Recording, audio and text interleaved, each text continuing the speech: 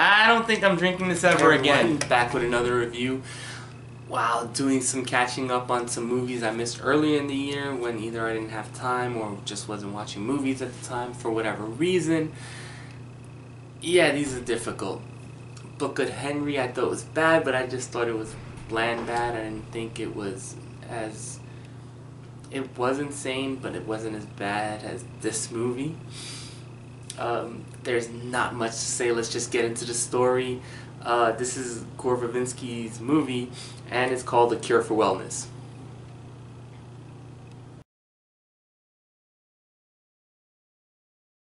A Cure for Wellness is the story of a financial worker by the name of Lockhart, played by Dane Dehaan, who is tasked with the feat of going to the Swiss Alps to a wellness center to get his boss and bring him back so that a merger can happen between two different financial firms.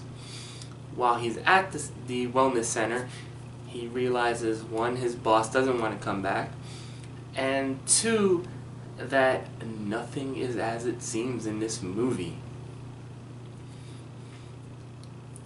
Nothing is as it seems in this wellness center. That's pretty much the story.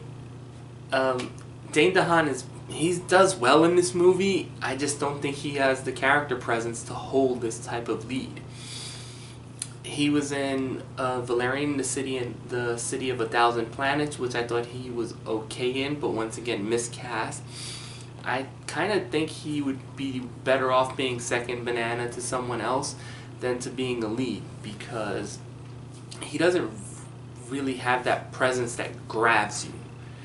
And this is one of the things, well, this movie suffers from a lot of things, but that's one of the things, at least with his character. There's no one really else big as far as acting wise goes in there, so let's just go into the story structure. The story structure is insane. For the first 45 minutes to an hour, everything is being told through flashbacks while Dane Dehaan's character, Lockhart, is getting to the wellness center. You know, we find out why he's going to the wellness center through flashback, because he's already on the train going there. We find out a little bit about his mom while he's going there. A lot of things like that. So the pacing it feels very erratic. The second hour, he's in the wellness center and an accident happens that makes him stay there. This is the part where I have an issue with this movie, because so many things happen where you should just be like, go, leave. And he doesn't. He stays for whatever reason that I'm quite not sure why he did it. The structure's fine. As a suspense thriller, it lags at times. This is a movie that's always trying to build suspense, but there's nothing about it that's captivating. Many a times you're just like, I was just standing there going, okay, I got it. Can we move on now? And the movie doesn't.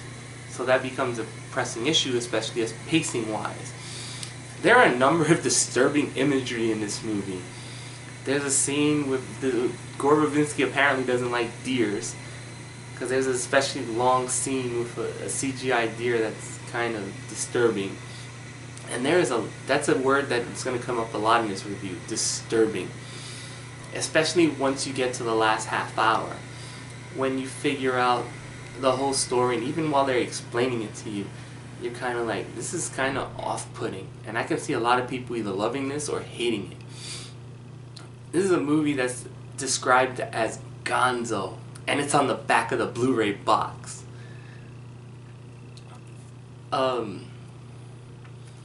Ending is, I'm not gonna lie, the ending, I don't know if it should be seen by people.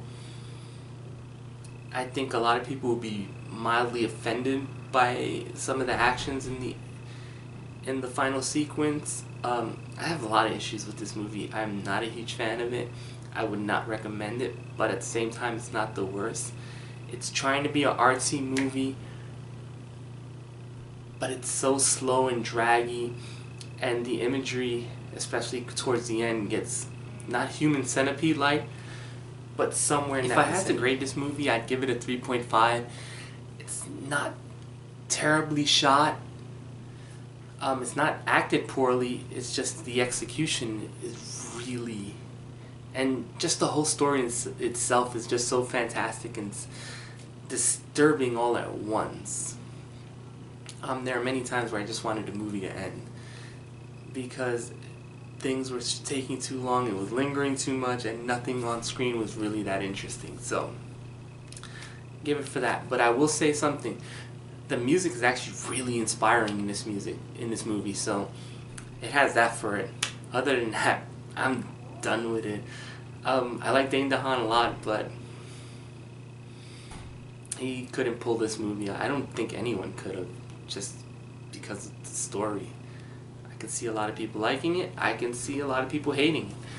I think this is a very divisive movie. So, on that note, that's all I gotta say. Bye.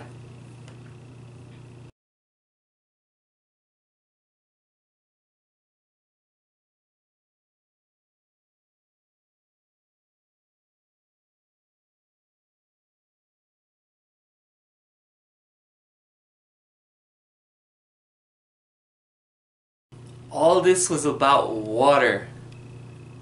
I'm not gonna lie, after seeing this movie, I'm staying away from H2O. Or at least H2O that's not mixed in with something else.